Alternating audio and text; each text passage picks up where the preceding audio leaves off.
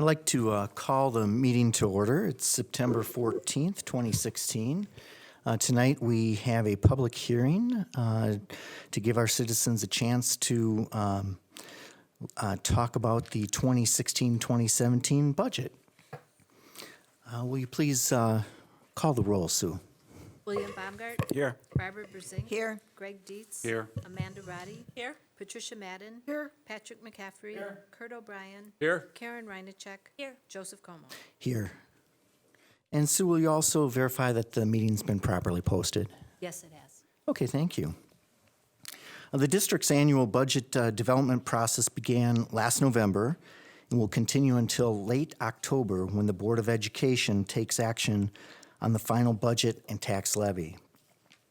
The purpose of the public hearing is to provide an opportunity for members of our school community to provide input in the development of the 2016-2017 district budget.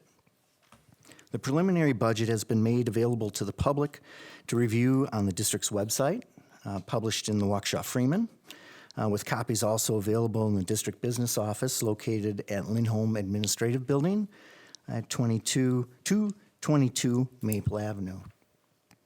To briefly provide the budget details, total revenues for the general and special education funds decreased by 1.12% from last year's budget to a total of $168,944,546. Expenditures follow the same pattern with a decrease of 1.32% to a total of $170,094,546. Final equalization aid and tax rate cannot be calculated until the end of October when the third Friday of September pupil count is conducted. Equalized property values are set by the state of Wisconsin on October 1st, and the amount of equalization aid and voucher program participation levels are certified by the Department of Public Instruction on October 15th. In lieu of these certified numbers, a set of assumptions that are based on the best available information are used to allow the budget process to move forward for the preliminary budget to be developed. There's a whole ton of assumptions, but I'm going to go over just the few big ones that really have an impact on our budget, tax levy, and our tax rate. The three big ones are the district revenue limit authority is based on a loss of 91 resident students, the loss of 2.77% or nearly $1.4 million in equalization aid from the previous year, and a 0.8% increase in equalized property valuation. Based on these assumptions, a 0.23% increase in the tax levy and a 1 cent increase in the tax rate from $9.09 to $9.10 per $1,000 of equalized property valuation is anticipated at this time. The public hearing this evening is an opportunity for members of our school community to share their thoughts and provide input on the budget that has been presented. As mentioned earlier, the final budget will be approved and adopted at a future meeting in October.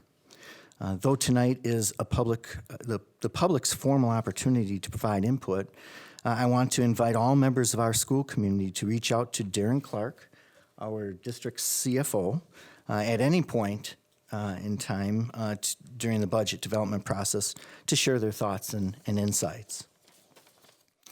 At this time, the board will receive comments from those wishing to speak to budget issues this evening. A 3-minute time limit will be allotted to all speakers commenting, and Barb Brezink will give a signal at 30 seconds, with 30 seconds to remain to wrap up your comments.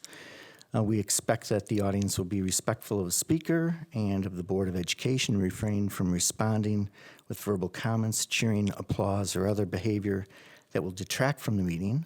Also, in order to respect our speakers and participants, please turn off your phones at this time or silence them. And Sue, do we have anyone that is signed up? No, we do not. It looks like we have some people in the audience, but they are employees. So, pardon? Sure. Sure. That is correct, Mr. O'Brien. So seeing none, are there any comments that my fellow board members would like to make at this time on the budget?